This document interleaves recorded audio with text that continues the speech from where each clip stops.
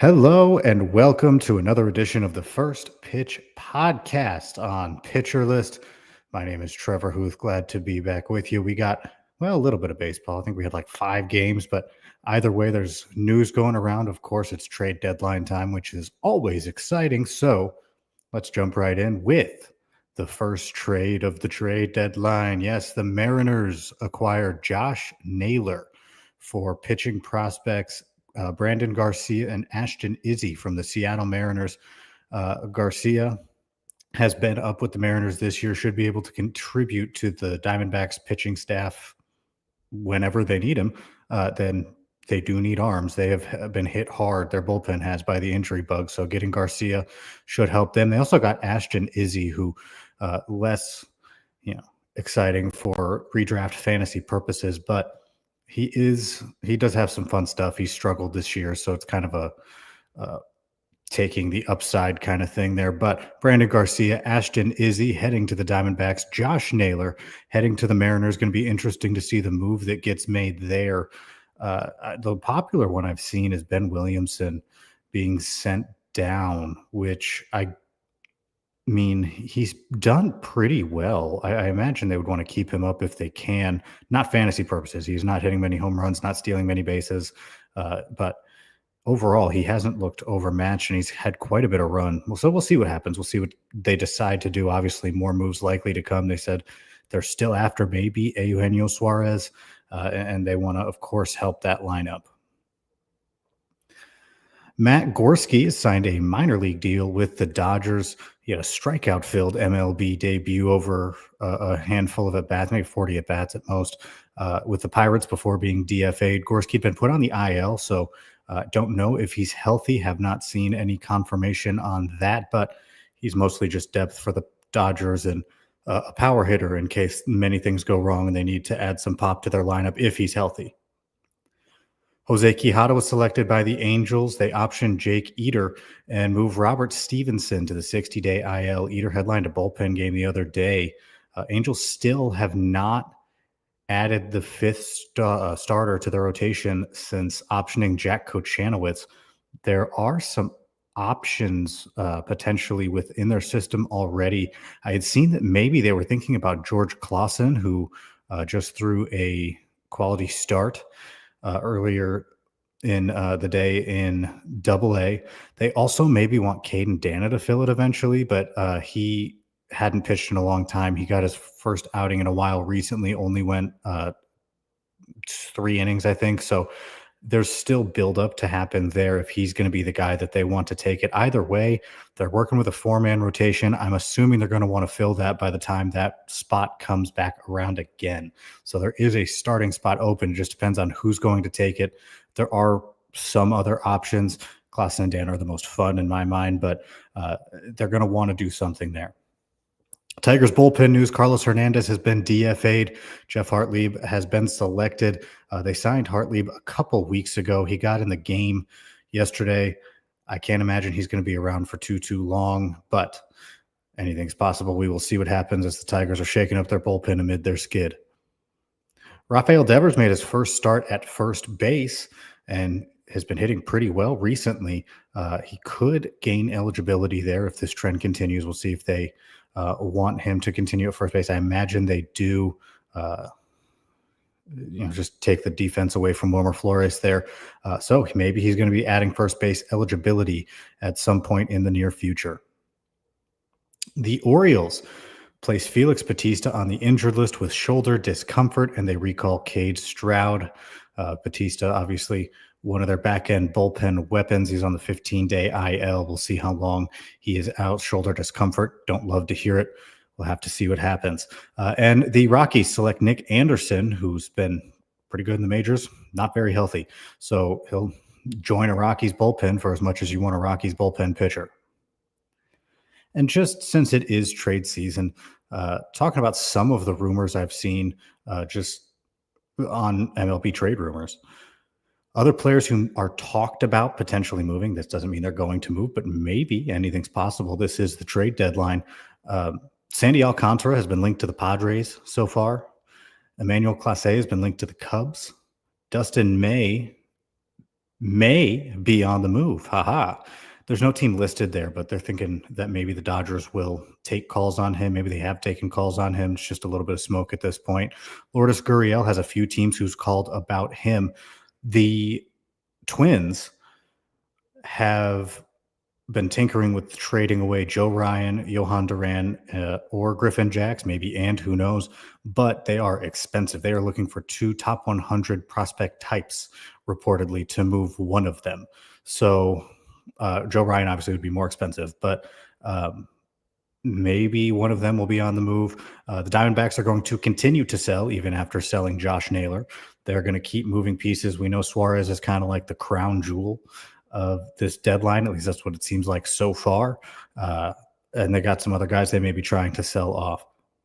O'Neal Cruz, Pirates are taking calls. Unlikely they move him. I would imagine that's more the crown jewel than Eugenio Suarez, but they are taking calls. And finally, Dylan Cease has been linked to the Blue Jays and Rays. That's what I have seen so far. There are lots and lots of rumors. I probably missed several of them, but trade deadline season is upon us, and we will have to see what happens. What do you say we dive into baseball games being played, starting with hitting highlights? Nick Kurtz collected 3 hits and an RBI, and that included a pair of doubles, and he has now set a record for extra base hits in the A's organization through 65 games.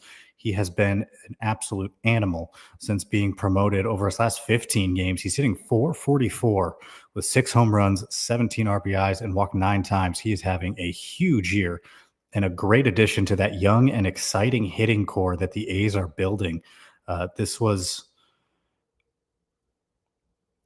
just a solid performance for him.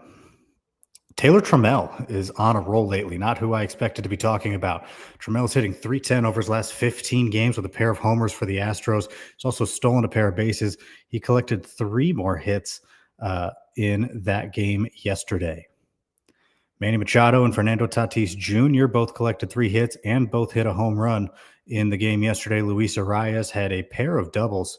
Xander Bogaerts added a double as well, highlighting a 13-hit, 7-run day for the Padres offense.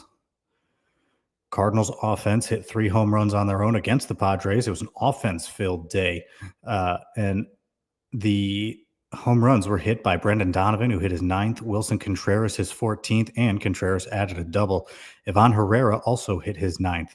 Alec Burleson added his 18th double of the year.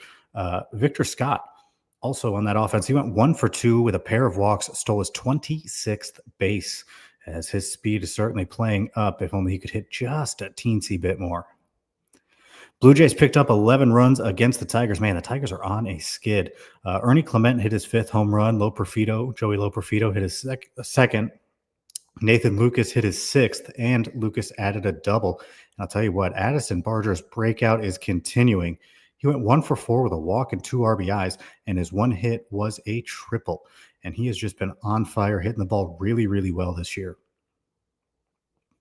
Speaking of dudes hitting the ball well this year, Spencer Torkelson went 1 for 4, hit his 22nd home run of the season. He's got a .239 average on the year. Over his last 15 games, he's hitting .269 with 3 home runs.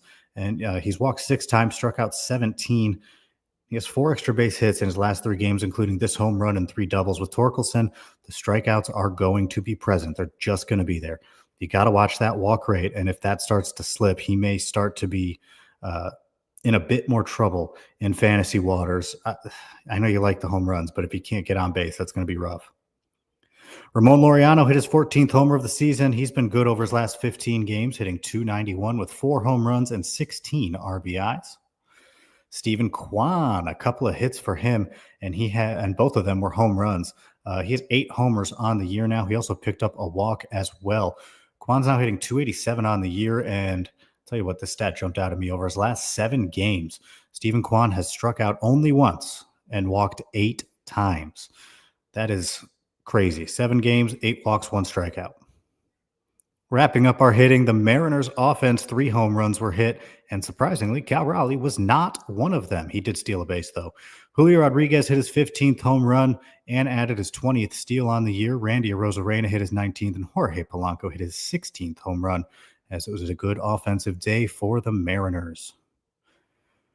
Moving on to some starting pitching, Luis Severino had a solid outing. He struck out 8 and surrendered a pair of runs over 7 innings against the Astros.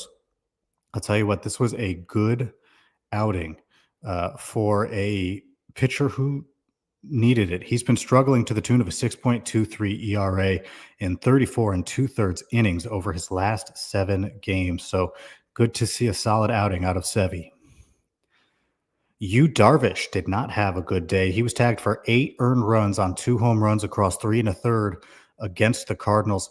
Since he's come back, he's given up 17 earned runs in 16 and 2/3 innings with 11 strikeouts and 9 walks. So he has not been off to the best start this year.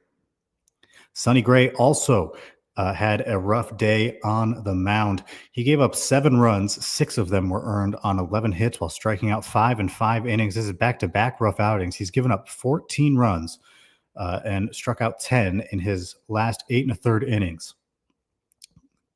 The command has been good. He has not issued a walk in his last 11 and 1/3 innings over 3 starts. Eric Lauer went 8 innings, struck out 6, and gave up a run in Lauer's last 15 games. He's thrown 65 innings, 67 strikeouts, just 14 walks with a 2.49 ERA. Reese Olson, my guy, Reese Olson, 5.2 innings. He gave up 5 runs against the Blue Jays. He struck out 4 and was tagged for 2 home runs. Since returning from the injured list, Olson has thrown 20 innings across 4 starts with 14 strikeouts and a 3.60 ERA prior to this 5-run outing. He'd allowed just 3 in 3 starts. Charlie Morton struck out 7 in 6 2/3 and gave up 3 runs.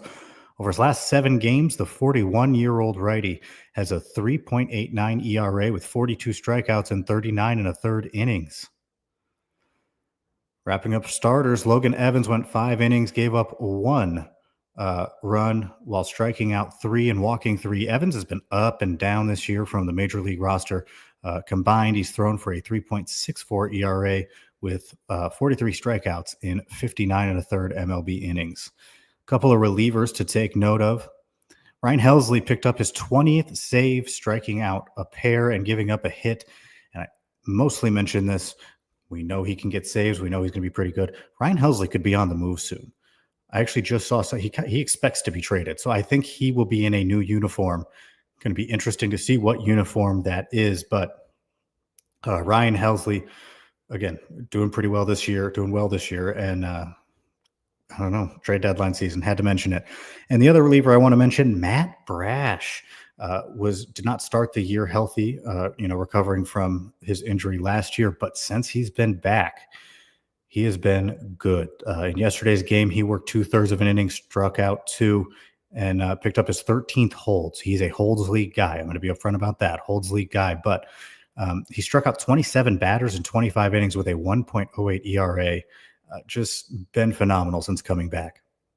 With that, we're going to take a quick timeout here. When we come back, we're going to take a look at a few pitchers coming up in the games today. I appreciate you being here with me. Once again, my name is Trevor Hooth, and this is the First Pitch Podcast on Pitcher List. And welcome back to the First Pitch Podcast on Pitcher List. My name is Trevor Hooth. We've talked news, talked hitters, talked pitchers. What do you say we take a look at the upcoming games today and talk a little bit more about pitching? This is Pitcher List after all. Couple guys I like coming up today. Jose Barrios. He's going up against the slumping Tigers. The Tigers have been in a rough spot lately. He faced the Tigers back in May. Barrios did, and he gave up 2 runs, struck out 4 across 6 innings. That's when they were playing better than they are right now. He's going to be squaring off against Cater Montero, who's been solid but unspectacular in his up and down season. At least that's the probable. Montero's also worked as a following an opener, so Tigers are liable to do that. But I think Barrios is set up to have a good start against the Tigers. He's been solid this year. The surprising star, I guess, Adrian Hauser. He's been so good this year. I feel like I talk about him at least every week on this podcast. He's going to be taking the mound against Shota Imanaga and the Cubs. Adrian Hauser gave up 3 runs his last time out, which is his season high. He's only given up 3 runs 3 times over the course of this season, the 10 games he's pitched. And on the year, he has a 1.89 ERA, 44 strikeouts through 62 innings. And, I always just kind of ignore when he pitches, but I feel like I can't. He's just been so good this year in a White Sox uniform that it's worth noting when he's going to be on the mound, I guess. Mackenzie Gore, he's going to square off against the Twins. He's looking to bounce back from his 8-run outing last time against the Padres. We'll see what he can do. He's been brilliant for most of this season. His last time out, he was not brilliant. So we'll see what happens again. Mackenzie Gore against the Twins. And finally, the matchup of the day is going to be the Dodgers versus the Red Sox. Emmett Sheehan versus Brian Bello. Sheehan has 16 strikeouts in his 16 and a third innings over his 4 appearances. 3 of them have been starts since returning from his injury. So we'll see how he fares against the Red Sox. And Bello has 37 strikeouts and a 2.38 ERA over his last 41 and a third innings. That's over 7 games.